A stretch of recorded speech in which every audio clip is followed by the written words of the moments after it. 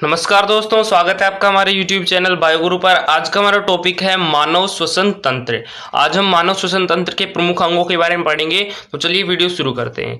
हमें पता है कि कोई भी जो मानव है वो किससे मिलकर बना होता है? कोशिकाओं से मिलकर बना होता है। यानी कोशिका उसकी संरचनात्मक एवं क्रियात्मक इकाई होती है।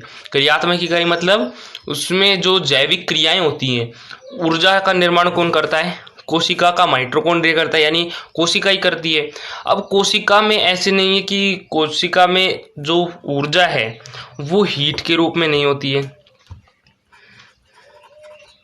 हीट के रूप में नहीं होती है, और ना ही इलेक्ट्रिसिटी के रूप में होती है कि भाई चार्ज कर लो और चल जाएगा। उसमें एटीपी के रूप में होती है। ये एटीपी क्या होती है? एक प्रकार की रासायनिक ऊर्जा होती है। इसका निर्माण ग्लूकोज से होता है। तो अभी हम बात करेंगे ग्लूकोज से कैसे होता है। ये जो एटीपी होती है इसकी फुल फॉर्म क्या होगी? एडिनोसिन। ये तो आपको पता ही होगा, एडिनोसिन ट्राई फास्फेट। यानी हम जो जैविक ऊर्जा कार्य में लेते हैं वो कौन सी है? Adenosine triphosphate. थोड़े बड़े में समझ लेते हैं कि इसमें एटीपी का निर्माण किससे होता है। तो भी हमने पढ़ा एटीपी यानी एडेनोसिन ट्राइफास्फेट का निर्माण ग्लूकोज से होता है। अब ये ग्लूकोज कहाँ से आता है कोशिका के अंदर? कि भाई चलो मान लिया पहले कोशिका के अंदर पहले ग्लूकोज है, उससे एटीपी बन गई, लेकिन जब वो ग्लूकोज खत्म हो गया तो उसके बाद में एटीपी कहाँ से बनेगी? तो ये ग्लूकोज जो है वो कहाँ से आता है? ब्लड वेसल्स से आता है। यहाँ पर ब्लड वेसल्स पाई जाती है। सभी कोशिका के पास क्या आती है? रक्त वाहिनी आती है, और रक्त वाहिनी में होता है ग्लूकोज। हमें पता है, अभी हमने डाइजेस्टिव सिस्टम में पढ़ा था पिछले चैप्टर में। डाइजेस्टिव सिस्टम में ये स्टमक है, ये छोटी आंत, फिर ठीक है। अब यहाँ पर क्या हो रहा था? मोनोसैकेराइड्स का निर्माण हो रहा था, जैसे ग्लूकोज, फ्रक्टोज, ग्लैक्टोज। यहाँ पर किसका निर्माण हो रहा था? ग्लूकोज का निर्माण हो रहा था। और हमने पढ़ा था कि छोटी आंत से जो ग्लूकोज होता है वो कहाँ पर आ जाता है? रक्त वाहिनी में आ जाता है। तो ये जो ग्लूकोज है ये किस में आ गया? रक्त वाहिनी में। और रक्त वाहिनी जो है वो शरीर की प्रत्येक कोशिका के पास जाती है।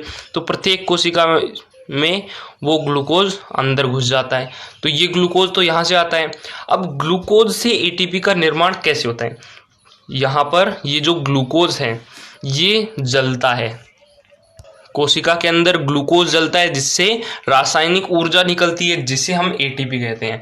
तो कोई भी पदार्थ जलता है, जैसे कोई कागज का टुकड़ा या लकड़ी का टुकड़ा ले लो, तो उसे अगर हम बर्न करेंगे तो उसमें कौन सी गैस की आवश्यकता होती है? ऑक्सीजन गैस की आवश्यकता होती है। ये तो हमने 5वीं 6वीं में पढ़ लिया था कि कोई भी पदार्थ को हम जलाते हैं तो उसमें ऑक्सीजन की आवश्यकता होती है। तो यहाँ पर भी ग्लूकोज जो है वो स्लोली बर्न होता है कोशिका के अंदर। तो इसमें ऑक्सीजन गैस की आवश्यकता होगी, क्योंकि कोई भी चीज़ बर्न होगी तो उसमें ऑक्सीजन गैस की आवश्यकता होगी। अब ये ऑक्सीजन गैस कहाँ से आएगी? कोशिका के अंदर ऑक्सीजन गैस कहाँ से आएगी? ब्लड वेसल से ही आएगी। ये जो ऑक्सीजन है ये ब्लड वेसल से आएगी। और ब्लड वेसल्स में कहाँ से आएगी? यही आज का हमारा टॉपिक है, मानव श्वसन तंत्र।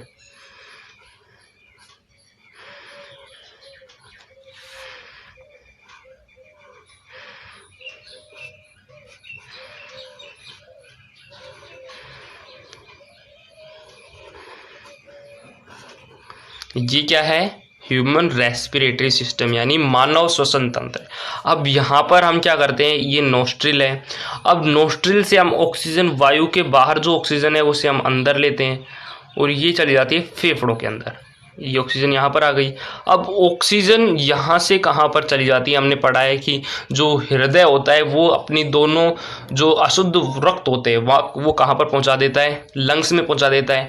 और लंग्स में जो ऑक्सीजन होती है वो उसे ग्रहण कर लेता है, और ऑक्सीजन पूरे शरीर में चली जाती है। तो रक्त वाहिनी के माध्यम से पूरे शरीर में चली गई। अब ये ऑक्सीजन आपको पता चला गया कि कहाँ से आई? कोशिका के अंदर ब्लड वेसल्स से आई। ब्लड वेसल्स कहाँ से लेके आती हैं? श्वसन तंत्र से। यानी हम जो श्वसन तंत्र पढ़ेंगे उसका एक कार्य तो ये हो गया कि ये ऑक्सीजन ग्रहण करता है। अब जब ऑक्सीजन ले लेते हैं और ग्लूकोज भी आ जाता है तो एटीपी का निर्माण होता है। एटीपी के निर्माण के साथ ही यहाँ पर एक व्यर्थ गैस भी निकलती है, कोई भी पदार्थ हम जलाते हैं, जैसे कागज या लकड़ी का टुकड़ा जलाते हैं, तो उसमें ऑक्सीजन की आवश्यकता होती है।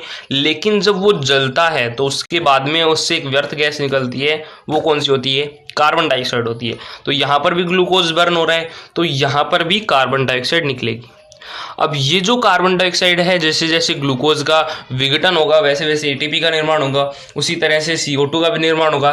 तो ये CO2 जो है वो कोशिका के अंदर अधिक मात्रा में हो जाएगी, और कोशिका के लिए CO2 अच्छी नहीं होती है, विषैली होती है। तो ये जो CO2 है, ये जो कोशिका है वो CO2 को ब्लड वेसल्स में डाल देगी, क्योंकि ये इसके लिए अच्छी नहीं है। अब ब्लड वेसल्स के लिए ये भी अच्छी नहीं है कार्बन डाइऑक्साइड, तो ये जो ब्लड वेसल्स है ये कहाँ पर लेके जाएंगी? CO2 को लंग्स में लेकर जाएंगी, यानी श्वसन तंत्र में लेके जाएंगी। अब ये CO2 है वो बाहर त्याग दी जाती है, क्योंकि ये हमारे शरीर के लिए अच्छी नहीं होती है। तो आपको इसका फंक्शन समझ में आ गया होगा श्वसन तंत्र का, कि हम जो है वो ऑक्सीजन लेते हैं। ऑक्सीजन किस लिए लेते हैं? ताकि ग्लूकोज का ऑक्सीकरण हो सके और एटीपी का निर्माण हो सके, इसलिए हम ऑक्सीजन लेते हैं। यानी जो श्वसन तंत्र है उसमें हम क्या लेते हैं? ऑक्सीजन लेते हैं। किसके लिए? ग्लूकोज के ऑक्सीकरण के लिए, और कार्बन डाइऑक्साइड त्यागते हैं। ये जो श्वसन तंत्र है इसका यही कार्य होता है। तो ये आपको समझ में आ गया कि मानव में श्वसन तंत्र पाया क्यों जाता है? ऑक्सीजन ग्रहण करने के लिए और CO2 त्यागने के लिए। वरना अगर ये हमें ऐसा सिस्टम होता कि ऑक्सीजन हम ले लें और कार्बन डाइऑक्साइड त्याग दें, तो हमें श्वसन तंत्र की आवश्यकता नहीं थी। लेकिन इनको ग्रहण करने के लिए और इनको त्यागने के लिए श्वसन तंत्र की आवश्यकता होती है। तो ये तो हो गया श्वसन तंत्र की आवश्यकता। तो अब शुरू करते हैं हम श्वसन तंत्र के प्रमुख अंग। श्वसन तंत्र के प्रमुख अंग को जानने से पहले ये भी जान लेते हैं कि ये जो श्वसन तंत्र पाया जाता है, यानी ऑक्सीजन को ग्रहण करने के लिए और कार्बन डाइऑक्साइड को त्यागने के लिए ये जो श्वसन तंत्र पाया जाता है, ये शरीर में कहाँ पर पाया जाता है? तो शरीर में पहले हम बना लेते हैं।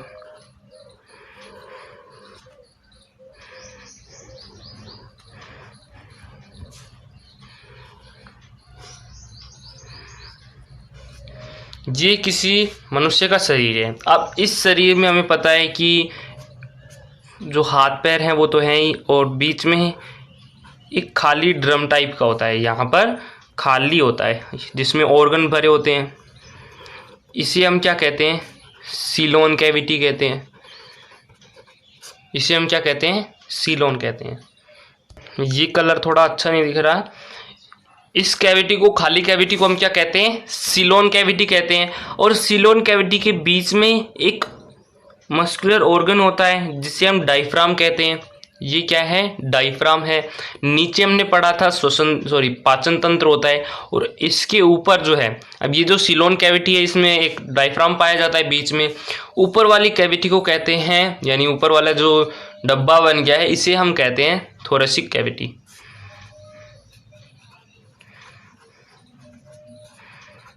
और नीचे वाली कैविटी को हम कहते हैं एब्डोमिनल कैविटी। इसके बारे में हम नहीं पढ़ेंगे, हमने पाचन तंत्र में पढ़ा था एब्डोमिनल कैविटी।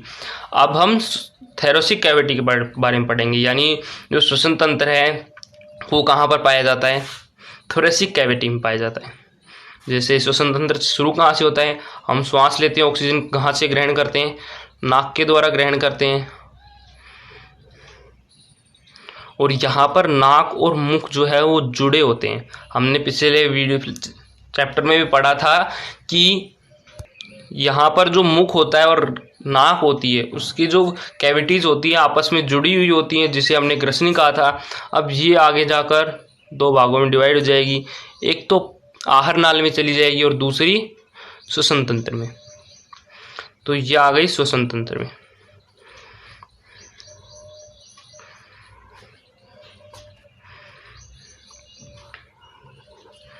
तो हमारा जो श्वसन तंत्र है, यानी फेफड़े और ये जो श्वसन तंत्र है, ये कहाँ पर स्थित होता है?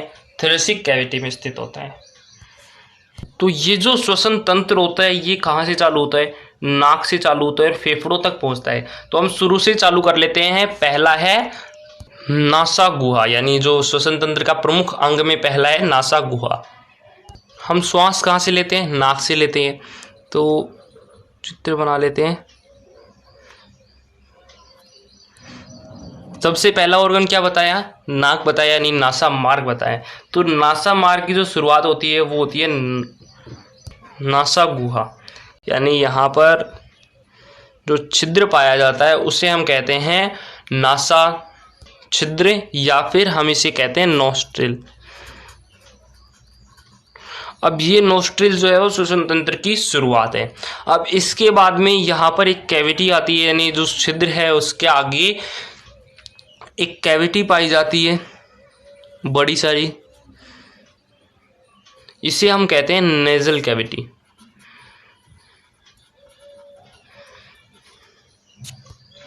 ये नेजल कैविटी इतनी बड़ी क्यों पाई जाती है, ताकि हम जो श्वास लें यहाँ पर कुछ देर फिरे, यानी यहाँ पर थोड़ी देर घूमे, और जब घूमेगी यहाँ पर, जैसे हमने वायु ली नोस्ट्रिल के द्वारा, ऑक्सीजन ली, तो ऑक्सीजन लेने के बाद में यहाँ पर ऑक्सीजन कुछ देर घूमेगी, चक्कर लगाएगी। तो चक्कर लगाने पर यहाँ पर जो शरीर है, शरीर की सतह है, उससे संपर्क में आएगी। तो उससे संपर्क में आने से यहाँ पर इसमें जो जीवाणु होते हैं वो नष्ट हो जाते हैं एक तो, और दूसरा कि वो जो वायु है यानी ऑक्सीजन हमने ग्रहण की है वो हमारे शरीर के तापमान के बराबर हो जाती है, इसलिए ये नेजल कैविटी थोड़ी बड़ी पाई जाती है। और नेजल कैविटी के बाद में ये जाती है थोड़ी नीचे। और अभी हमने पढ़ा है कि ये जो बकल कैविटी होती है जो पाचन तंत्र में होती है, ये बकल कैविटी आपस में जुड़ी हुई होती है। यहाँ पर ये जो बकल कैविटी है वो इसके साथ जुड़ी हुई होती है। तो इसे हमने क्या कहा है, नेजल कैविटी, और इसे हमने क्या है, बकल कैविटी।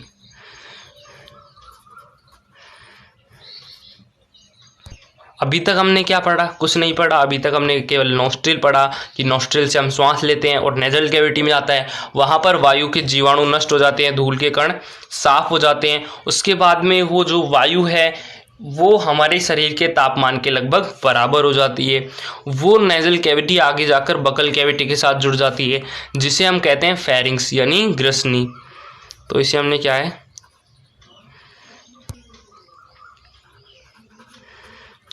ये क्या है, फेरिंग्स या ग्रसनी।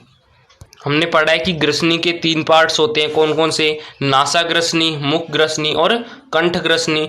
तो ये जो नाक के साथ जुड़ी होती है, नेजल कैविटी के साथ जुड़ी हुई होती है, इसे हम कहते हैं नेजो कैविटी, सॉरी नेसोफेरिंग्स, इसे हम कहते हैं नेसोफेरिंग्स। बकल कैविटी के साथ जो जुड़ी होती है उसे हम कहते हैं ओरोफेरिंग्स, और जो नीचे होती है उसे हम कहते हैं लैंडफेरिंग्स। तो इसके ग्रसनी के 3 भाग हो गए, कौन कौन से, नासा ग्रसनी, मुख ग्रसनी और कंठ ग्रसनी। अब ये जो फेरिंग्स है ये आगे जाकर 2 भागों में टूट जाती है, ग्रसनी आगे जाकर 2 भागों में टूट जाती है। 2 भाग कौन कौन से होते हैं, एक तो होती है आहार नाल और एक होता है श्वसन तंत्र यानी श्वसन नाल। इसे तो हम कहते हैं आहार नली यानी एसोफेगस, और इसे हम कहते हैं श्वसन नली यानी ट्रेकिया। तो हम आहार नली के बारे में बात कर नहीं रहे हैं, हम बात कर रहे हैं श्वसन तंत्र की, तो हम बात करेंगे श्वसन नली की। अब ये जो श्वसन नली है ये कहाँ पर जाती है, कंठ पर स्थित होती है। यहाँ पर शुरू होता है कंठ, जहाँ से हमारी आवाज़ निकलती है, इसे हम कहते हैं वॉइस बॉक्स। इसे हम वॉइस बॉक्स या लैरिंग्स भी कहते हैं। इसमें क्या होता है, इसमें तार होते हैं महीन महीन, जैसे सितारे में होते हैं, गिटार में होते हैं, उसी तरह से यहाँ पर तार होते हैं। जब हम बाहर वायु छोड़ते हैं तो इस हिसाब से छोड़ते हैं कि ये वाला तार हिले तो ये वाली आवाज़ आए, तो इस हिसाब से हम आवाज़ छोड़ते हैं, यानी जब वायु छोड़ते हैं तो आवाज़ निकलती है। इसे हम क्या कहते हैं, वॉइस बॉक्स, या फिर इसे लैरिंग्स कहते हैं। इसे हम लैरिंग्स या वॉइस बॉक्स कहते हैं, यानी कंठ। उसके बाद में लैरिंग्स के बाद में शुरू हो जाता है ट्रेकिया यहाँ पर, इसे हम कहते हैं श्वसन नली। इसको जानने से पहले अभी हमने एक बात छोड़ दी, उसे जान लेते हैं। ये जो लैरिंग्स होता है, वॉइस बॉक्स होता है, यहाँ पर ये फेरिंग्स होता है, ये 2 पार्ट्स में डिवाइड हो जाता है। एक तो श्वसन तंत्र में चली जाती है, एक पाचन तंत्र में चली जाती है। तो हम बात कर रहे हैं श्वसन तंत्र की। तो श्वसन तंत्र की ये जो वॉइस बॉक्स होती है, लैरिंग्स होती है, यानी कंठ होता है, यहाँ पर इसको और इसको जोड़ने वाला ये जो बीच का स्थान है, इसे हम कहते हैं घाटी या फिर ग्लोटिस। इसे हम क्या कहते हैं? ग्लोटिस कहते हैं। और इसके ऊपर एक ढक्कन पाया जाता है, यहाँ पर एक ढक्कन पाया जाता है जिसे हम कहते हैं एपिग्लोटिस।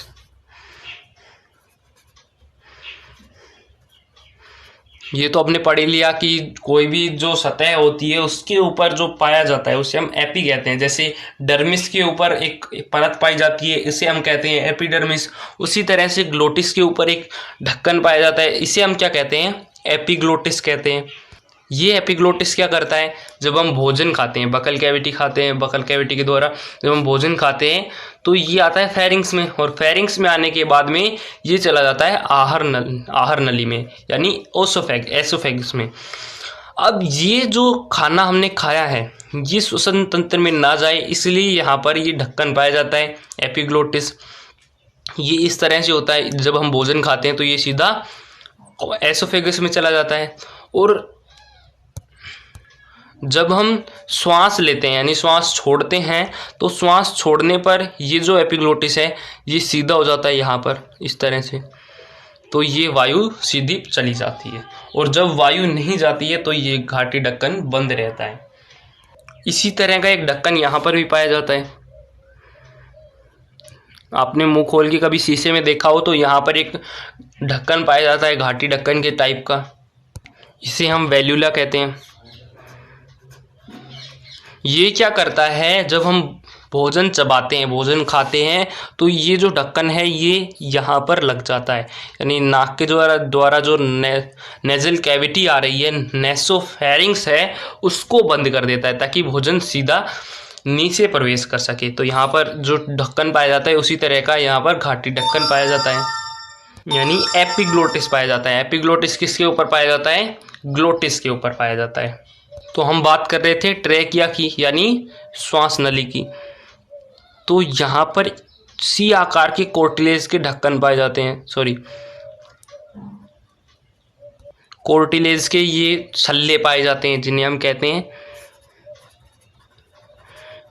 सी शेप कोर्टिलेज। इसे हम कहते हैं सी शेप कोर्टिलेज।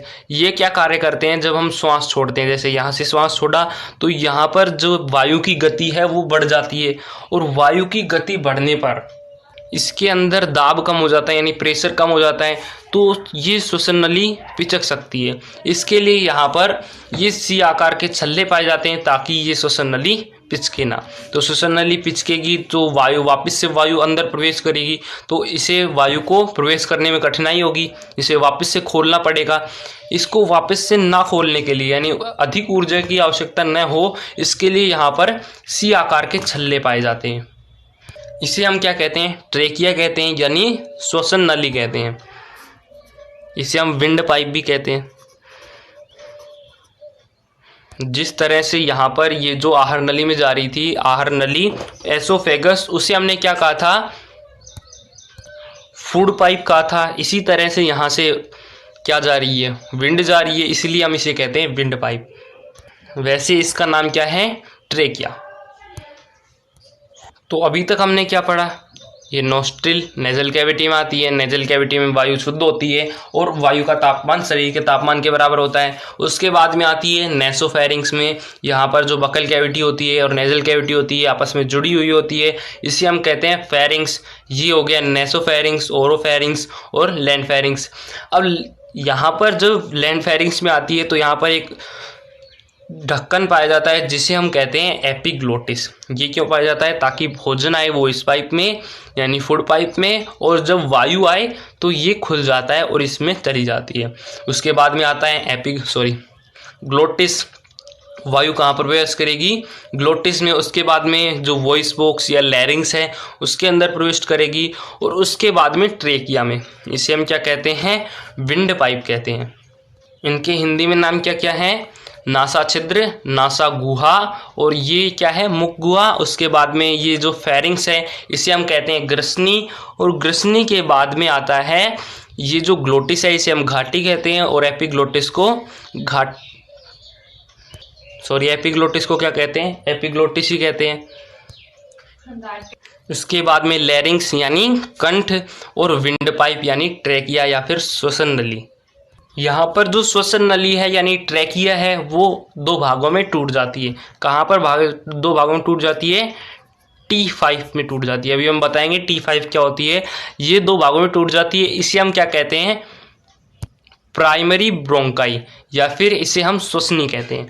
अब ये जो फेफड़े में प्रवेश कर रही है ये आगे जाकर दो भागों में और टूट जाती है, जिसे हम कहते हैं सेकेंडरी ब्रोंकाई, और फिर आगे जाकर और टूट जाती है, जिसे हम क्या कहते हैं, टर्सरी ब्रोंकाई।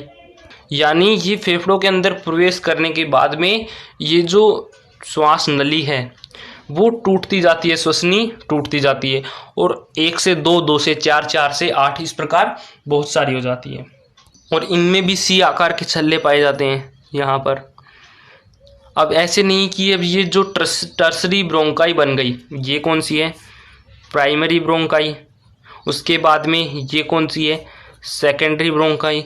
ये कौन सी है, टर्सरी ब्रोंकाई।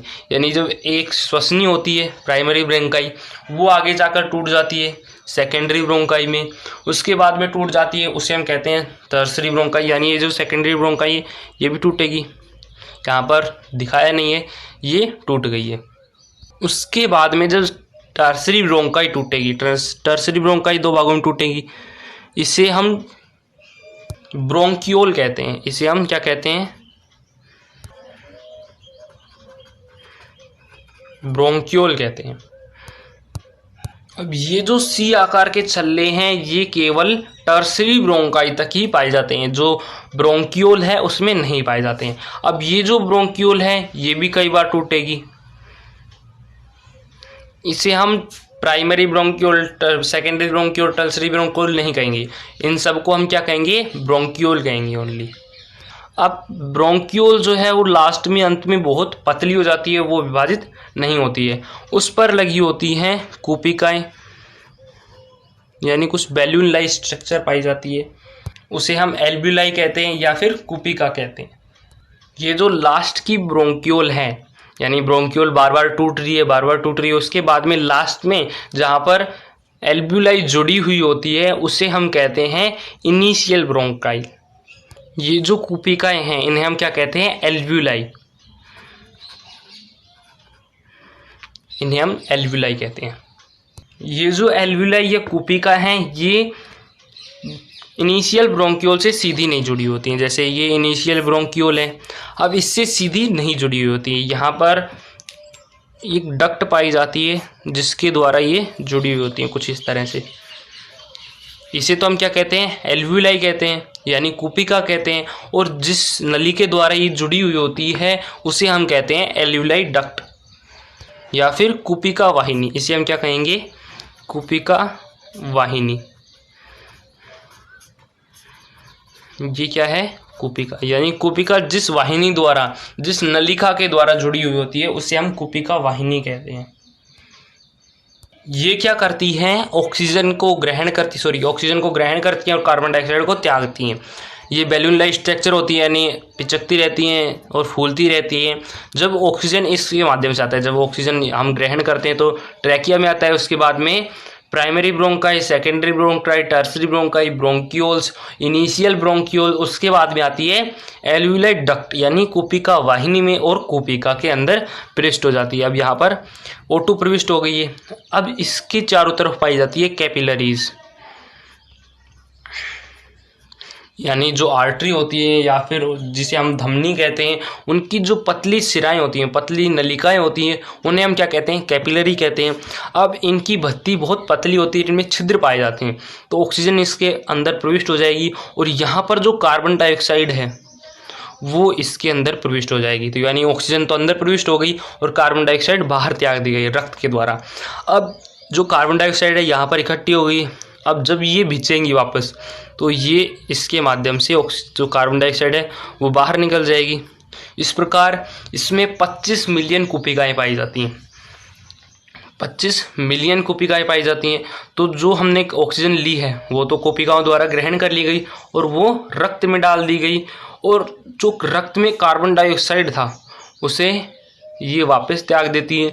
ब्रोंकियोल, फिर tertiary bronchi, secondary bronchi, primary bronchi, फिर विंड पाइप, और फिर वापस से उल्टा क्रिया हो जाती है और कार्बन डाइऑक्साइड बाहर निकल जाती है।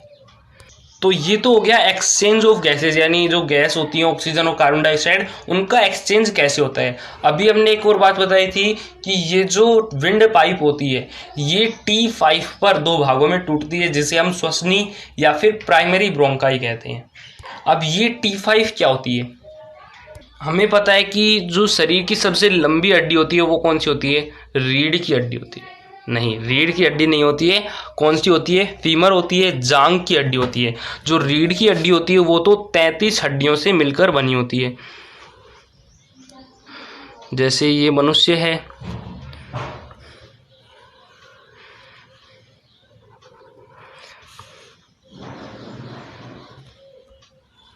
अब मनुष्य में हमें क्या पता है कि पीछे हड्डी पाई जाती है रीढ़ की, और वो बहुत सारी हड्डियों से मिलकर बनी होती है, जिन्हें हम कहते हैं वर्टिब्री। यानी यहाँ से शुरू होती है वर्टिब्री, इस तरह से बहुत सारी हड्डियों से मिलकर बनी हुई होती है। इन्हें हम क्या कहते हैं? वर्टिब्री कहते हैं। ये जो नेक वाली वर्टिब्री होती है ये हमारी कोई काम की नहीं है अभी, क्योंकि हमें T5 देखनी है, T5 देखनी है। तो अभी हमने बात की थी कि यहाँ पर क्या होता है, सीलोन कैविटी होती है। सीलोन कैविटी में बीच में डायफ्राम पाया जाता है। ऊपर वाले को हम क्या कहते हैं? थोरेसिक कैविटी कहते हैं, और नीचे वाले को एब्डोमिनल कैविटी कहते हैं। ये कौन सी है? Thoracic cavity. तो यहाँ से ये जो थोरेसिक कैविटी चालू हो रही है, वहाँ से जो वर्टिब्री है ये, इन्हें हम कहते हैं थोरेसिक वर्टिब्री। ये टोटल 12 होती हैं। यानी ये जो ऊपर वाली होती है इसे हम क्या कहेंगे? T1, T2, T3, यानी thoracic vertebrae 1, thoracic vertebrae 2, thoracic vertebrae 3, thoracic vertebrae 4, thoracic vertebrae 5। तो यहाँ पर ये जो 5 वाली है इसके बिल्कुल सीध में यहाँ पर जो श्वसनी होती है, जो श्वसनी हम ले रहे हैं, विंड पाइप ले रहे हैं, यहाँ पर आकर दो भागों में टूट जाती है। तो इसे हम क्या कहते हैं? T5 कहते हैं। यही बात यहाँ पर की गई है, T5। यानी ये जो विंड पाइप है इसके पीछे क्या है? वर्टिब्रीज हैं पीछे, ये वर्टिब्रीज हैं। ऊपर वाली को तो हम गिन नहीं रहे हैं, नीचे वाली जो थोरेसिक कैविटी में आती है उनको हम गिन रहे हैं। यानी ये हो गई मान लो T1, T2, T3, T4, T5। ये जो T5 है इसके बिल्कुल सीध में ये जो श्वसनी है यानी विंड पाइप है, ये दो भागों में टूटती है, यानी प्राइमरी ब्रोंकाई और प्राइमरी ब्रोंकाई। तो ये आपको समझ में आ गया कि ये T5 क्या है। T5 क्या है? Thoracic vertebrae 5। यानी जो थोरेसिक वर्टिब्री पीछे पाई जाती हैं, वो जो 5th थोरेसिक वर्टिब्री पाई जाती है उसके बिल्कुल सिद्ध में विंड पाइप प्राइमरी ब्रोंकाई और प्राइमरी ब्रोंकाई में टूटती है। तो आज के लिए इतना ही। अगली वीडियो में हम फेफड़ों के बारे में बात करेंगे। धन्यवाद।